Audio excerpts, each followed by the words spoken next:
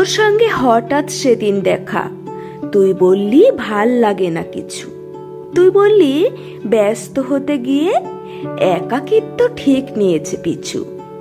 তোর দেখলাম স্ট্রেটনিং কাট চুল, পিওক্সিলটা 1000-5 হবেই। তোর দুঠোঁটে ম্যাট ফিনিশিং লুক, আমার চুলে পাক ধরেছে কবেই। তুই বললি ব্যস্ত ভীষণ বর, অর্ধেক মাস ফরেন ট্যুরেই কাটে, গাড়ি বাড়ি শাড়ি নিয়ে কি করব বল। আমি উত্তর হলে সে দক্ষিণে হাঁটে। তুই বললি এখনো বস্তি পাড়ার বাচ্চাগুলোর জন্য কিছু আনিস। তোর তো আবার সমাজসেবার বাতিক, তোর সবটা প্রায়ই দেখি জানিস।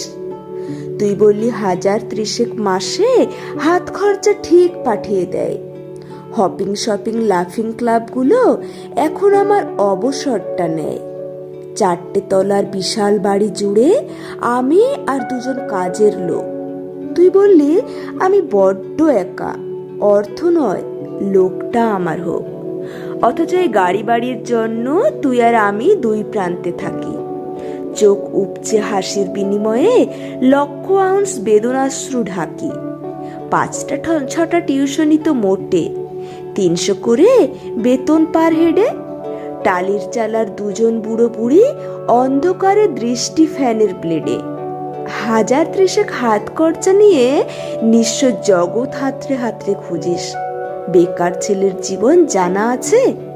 একাকিত্বের তুই কতটা বুঝিস? বাড়ি গাড়ি শাড়ি নিয়ে সুখে থাকবি বলেই পালিয়েছিলি আপন।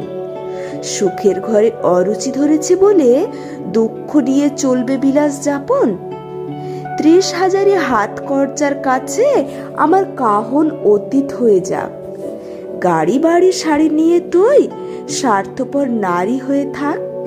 কলমে পার্বতী মোদক।